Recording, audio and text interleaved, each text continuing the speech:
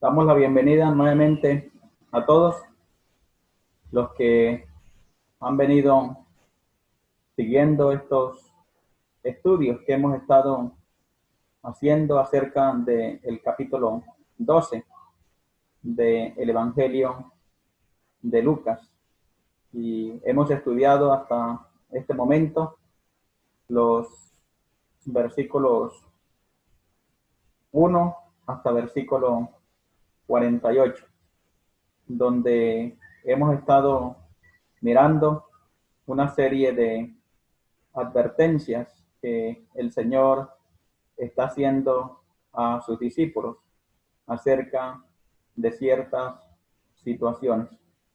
Y nuevamente recordamos el versículo 1 del capítulo 12 del Evangelio de Lucas, donde el evangelista dice que en esto, juntándose por millares la multitud, tanto que unos a otros se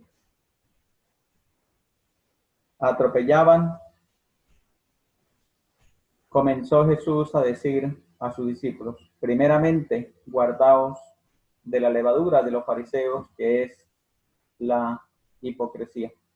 Y allí en capítulo 12, versículo 1, estamos mirando que el Señor se estaba dirigiendo a sus discípulos. Y estas advertencias no las hemos organizado de una manera cronológica como aparecen allí, pero cualquier estudiante de las escrituras puede tomarse el tiempo y las puede organizar de una manera cronológica, ya que la primera advertencia aparece en versículo 1, donde el Señor dice: primeramente, guardaos de la levadura de los fariseos, que es la hipocresía. Y la primera advertencia que el Señor estaba haciendo a sus discípulos era de guardarse de la hipocresía, del pecado de la hipocresía. Y así por lo general, en los versículos siguientes, pues el Señor sigue haciendo una serie de advertencias, como el temor de la muerte. Está advirtiendo también sobre el temor a la muerte, y está también haciendo una advertencia acerca de la avaricia, y está haciendo también una advertencia acerca de avergonzarse, de dar testimonio acerca de la persona del Señor Jesucristo. Y en esta ocasión vamos a mirar la última advertencia que el Señor hace a sus discípulos para luego dirigirse a las multitudes. Recuerden que el versículo 1 nos está mostrando que estaban las multitudes y estaban sus discípulos. Y el Señor en primer lugar se dirige hacia sus discípulos. Y luego vamos a considerar en versículo 54 en adelante del mismo capítulo 12 y los primeros versículos del capítulo 13, donde el Señor ya se dirige a las multitudes para hacer también a ellos unas advertencias. Entonces, siguiendo este pensamiento que tenemos aquí, quiero leerles un poco en versículo 54 del capítulo 12 del Evangelio de Lucas, para que ustedes se den cuenta acerca de que el Señor no solamente estaba hablando a sus discípulos, sino que también pues va a hablar también a las multitudes, aquellos que todavía no le conocían como su Señor, como su Salvador. Y de esa manera, pues nosotros podemos tener una claridad acerca de estos versículos del capítulo 12. Para ello voy a leerles versículo 54 del capítulo 12, donde allí ya él se está dirigiendo a las multitudes, a el otro grupo que estaba siguiéndole, y eran las personas que de alguna manera eran atraídas por el Señor Jesucristo, pero que no eran sus discípulos, que no estaban dispuestos a someterse y aprender acerca de él, simplemente eran espectadores. Y dice versículo 54, decía también a la multitud: cuando veáis la nube que sale del poniente, luego decís, agua viene, y así sucede. Ya en versículo 54 vemos que el Señor se dirige ya a las multitudes, las que tenemos allá registradas en el versículo 1 del capítulo 12, donde dice: en esto, juntándose por millares la multitud, tanto que unos a otros se atropellaban, comenzó Jesús a decir a sus discípulos: primeramente, guardaos de la levadura de los fariseos. En el video anterior yo había dicho que esa era la última advertencia, pero como no lo había tomado en el orden cronológico que aparecía allí, yo estaba pensando que era la última advertencia, pero no. Falta la última, que está en versículo 49 a versículo 53. Esa sí es la última de las advertencias que el Señor está haciendo a ese grupo que aparece en versículo 1, y es el grupo de sus discípulos, es el grupo de los creyentes, es el grupo de los que le estaban siguiendo, de los que le habían creído, los que habían creído en él. Entonces, en esta ocasión vamos a estar leyendo versículo 49 hasta versículo 53 del capítulo 12 del Evangelio de Lucas. Y dice entonces la Escritura: fuego vine a echar en la tierra, ¿y qué quiero si ya se ha encendido? De un bautismo tengo que ser bautizado, y cómo me angustio hasta que se cumpla. ¿Pensáis que he venido para dar paz en la tierra? Os digo, no, sino disensión. Porque de aquí en adelante, 5 en una familia estarán divididos, 3 contra 2 y 2 contra 3. Estará dividido el padre contra el hijo, y el hijo contra el padre, la madre contra la hija, y la hija contra la madre, la suegra contra su nuera, y la nuera contra su suegra. Allí tenemos estos versículos 49 al versículo 53, donde ya el Señor está haciendo esta última advertencia a sus discípulos. Y esta última advertencia tiene que ver sobre lo que pensaban de su venida. El Señor está tratando de hacer esta advertencia por el pensamiento que ellos tenían acerca de su venida. Y allí lo tenemos en el versículo 51. ¿Pensáis que he venido para dar paz en la tierra?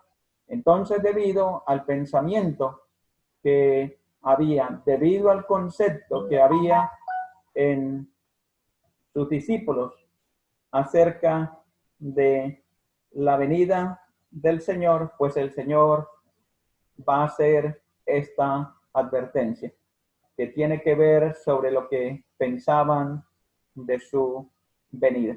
Y voy a tratar de compartir la pantalla como lo hemos venido haciendo, para que ustedes puedan tener una mejor visualización de el estudio, y así de esa manera pues sea de mayor provecho para ustedes. Entonces vamos a tratar de mirar en esta ocasión esta última advertencia que el Señor está haciendo a sus discípulos sobre lo que pensaban de su venida. Lucas 12, 49 al 53. Y a manera de introducción, en estos versículos el Señor les advierte a sus discípulos sobre lo que su primera venida traería al mundo, ya que el pensamiento en la mayoría de los judíos era que el Mesías traería bendición y paz. Y ese pensamiento estaba presente en el corazón de sus discípulos, ya que ellos creían que el Mesías venía para traer paz a este mundo y especialmente a la nación de Israel. Y una y otra vez en las escrituras, en los evangelios, encontramos que el Señor está luchando con sus discípulos debido a que en sus mentes había un pensamiento de un Mesías militar que iba a liberar de la esclavitud a Israel y que Israel iba a estar como cabeza y bendición sobre las otras naciones del mundo.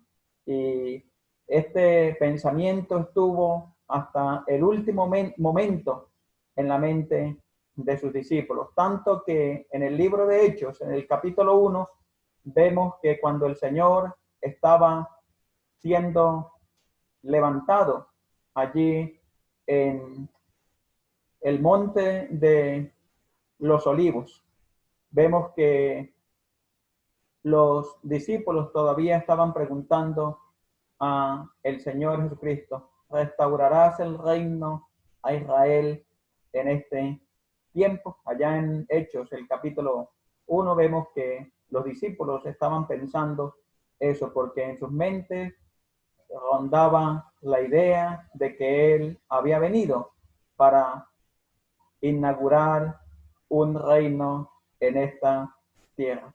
Y debido a ese tipo de pensamientos, pues el Señor va a hacer esta advertencia a sus discípulos acerca de lo que implicaba su primera venida.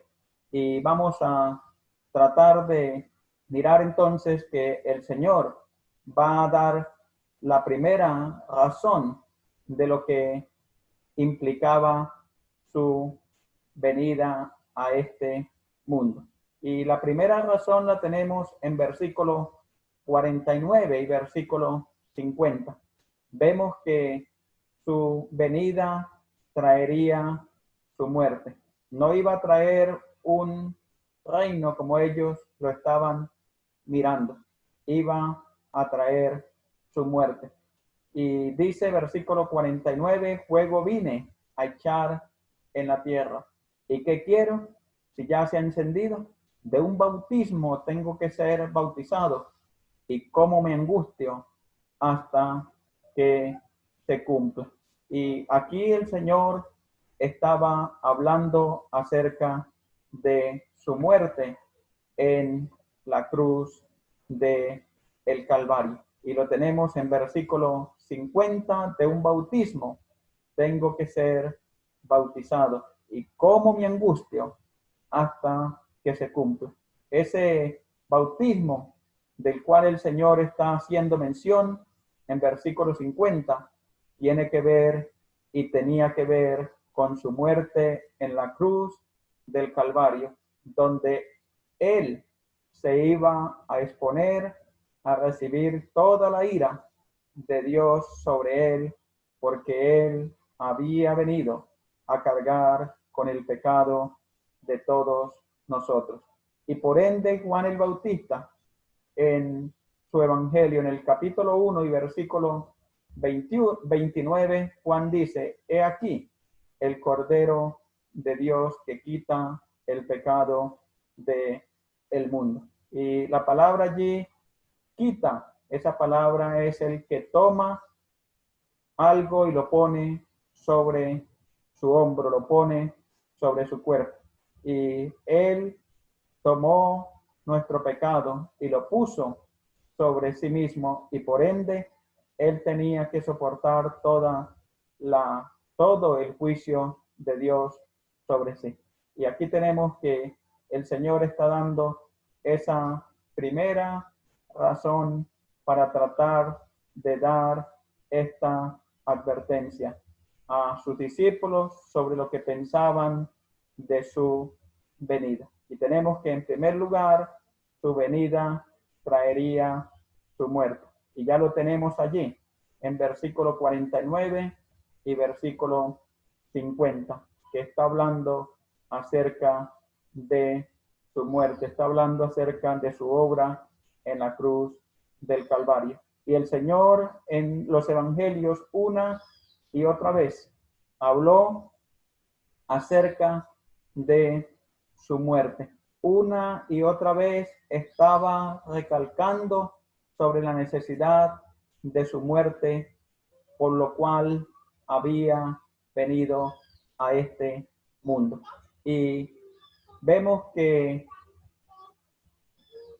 esa muerte que él había venido a cumplir no era una camisa de fuerza para él. Y lo tenemos allí en versículo 49. Fuego vine a echar en la tierra. ¿Y qué quiero? Si ya se ha encendido. Y la segunda parte del versículo 50 dice, y cómo me angustio hasta que se cumpla. Y esa palabra que tenemos allí, fuego, tiene la connotación de algo que se desea, de algo que está allí dentro, que se desea hacer, que se desea cumplir. Es un lenguaje metafórico el cual está el Señor utilizando aquí cuando dice fuego. Está hablando de ese deseo que había en el corazón del Señor Jesucristo por cumplir esa obra de sacrificio en la cruz del Calvario por cada uno de nuestros pecados. Y allí la segunda parte del versículo 50 dice, ¿cómo me angustio hasta que se cumpla? Él lo estaba deseando, era su deseo.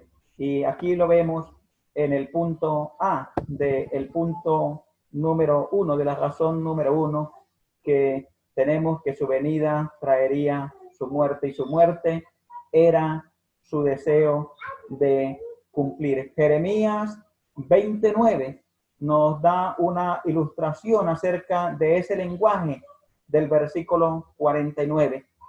Y dice Jeremías 29, y dije, no me acordaré más de él, ni hablaré más en su nombre. No obstante, había en mi corazón como un fuego ardiente metido en mis huesos. Traté de sufrirlo y no pude. Aquí tenemos un lenguaje también metafórico que el profeta Jeremías está utilizando acerca de lo que había en su corazón, que era más fuerte que su pensamiento.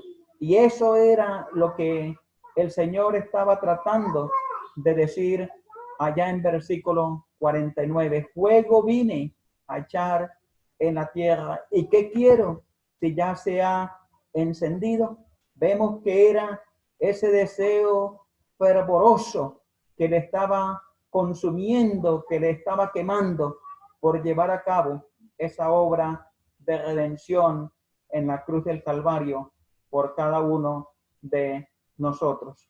Y podemos decir que el Señor está más dispuesto a salvarnos que nosotros en ser salvos. Y ya en Ezequiel el Señor lo había dicho, que no quiere la muerte del impío, sino que quiere la vida de él. Y aquí vemos que el Señor Jesucristo en versículo 49 estaba manifestando lo mismo que Jeremías estaba manifestando en versículo 9 del capítulo 20 de ese libro de Jeremías, donde dice, no obstante había en mi corazón como un fuego ardiente metido en mis huesos. Y eso era lo que había en el corazón de la persona del Señor Jesucristo. Ese deseo ferviente, ese deseo ardiente de cumplir la obra de muerte en la cruz del Calvario por cada uno de nuestros pecados. Hebreos también 12:2 y 10:9 y 10:10 dice Hebreos 12:2, puesto los ojos en Jesús, el autor y consumador de la fe, el cual por el gozo puesto delante de él, sufrió la cruz, menospreciando el oprobio, y se sentó a la diestra del trono de Dios. Y aquí tenemos en el versículo 2, la segunda parte dice, el cual por el gozo puesto delante de él, sufrió la cruz. Y era su deseo, era lo que había en su corazón, y por ende, aquí este versículo nos dice, el cual por el gozo puesto delante de él, sufrió la cruz, poniendo en segundo lugar todo el menosprecio, poniendo en segundo lugar todo el oprobio, poniendo en segundo lugar todo el sufrimiento y todo lo que implicaba el morir en la cruz del Calvario. Y Hebreos también 10:9 dice, y diciendo luego, he aquí que vengo, oh Dios, para hacer tu voluntad. Quítalo primero para establecer esto último. En esa voluntad somos santificados mediante la ofrenda del cuerpo de Jesucristo, hecha una vez para siempre. Y este versículo 9 de Hebreos 10 nos está hablando que fue de una manera voluntaria que Cristo se ofreció en la cruz del Calvario, que fue de una manera voluntaria que Él vino a este mundo para cumplir la voluntad de el Padre. Y allí tenemos que en el punto A, su muerte era su deseo, pero en el punto B tenemos que su muerte era una necesidad. Dice Lucas 9:22, Marcos 10:32 y 33 y 34, diciendo, es necesario que el Hijo del Hombre padezca muchas cosas y sea desechado por los ancianos, por los principales sacerdotes y por los escribas, y que sea muerto y resucite al tercer día. Iba por el camino subiendo a Jerusalén, y Jesús iba delante, y ellos se asombraron y le seguían con miedo. Entonces, volviendo a tomar a los 12 aparte, les comenzó a decir las cosas que le habían de acontecer. He aquí subimos a Jerusalén, y el Hijo del Hombre será entregado a los principales sacerdotes y a los escribas, y le condenarán a muerte y le entregarán a los gentiles. Y versículo 34, y le escarnecerán, le azotarán y escupirán en él, y le matarán, mas al tercer día resucitará. Aquí tenemos que su muerte era una necesidad. Y la primera parte de Lucas 9:22 nos lo dice, diciendo, es necesario que el Hijo del Hombre padezca muchas cosas y sea desechado por los ancianos. Y el versículo 32 de Marcos 10 dice que iba subiendo a Jerusalén, y Jesús iba delante, y ellos se asombraron. No habían visto a alguien tan dispuesto a cumplir una obra tan dolorosa, una obra tan asombrosa, y ellos estaban asombrados porque le vieron con ese ánimo que él iba adelante de ellos hacia semejante lugar que él había anunciado que iba a morir. Tenemos aquí que su muerte era su deseo, como lo mirábamos, pero también su muerte era una necesidad. No había otra alternativa por la cual se llevara la redención de cada uno de nosotros, sino a través de la persona del Señor Jesucristo. Vemos la segunda razón que el Señor da para hacer esta advertencia sobre lo que pensaban de su venida. Y la segunda razón la tenemos en versículo 51. Su venida traería división en la tierra. Y aquí tenemos el contraste del pensamiento de los discípulos, del pensamiento de la mayoría de los judíos, que el Mesías iba a traer un ambiente de conciliación, un ambiente de paz, un ambiente de armonía. Pero el Señor está diciendo que su venida traería división en la tierra. Y dice versículo 51, ¿pensáis que he venido para dar paz en la tierra? Os digo, no, sino disensión. Y la palabra disensión es la palabra división. Y él estaba tratando de hacer esta advertencia a sus discípulos para que ellos fueran asimilando lo que iban a tener que enfrentar, lo que iban a tener que vivir por causa de identificarse con la persona de el Señor Jesucristo. Y el identificarnos con Cristo de alguna manera va a causar malestar y por ende va a causar división. Y tenemos en el punto A, donde estamos mirando que su venida traería división en la tierra. Y vamos a mirar en el punto A de esta segunda advertencia, que dividiría la familia. Recordemos que él está diciendo que su venida traería división en la tierra, y esa división se iba a dar primeramente en la familia, dividiría la familia. Versículo 52, porque de aquí en adelante 5 en una familia estarán divididos, 3 contra 2 y 2 contra 3.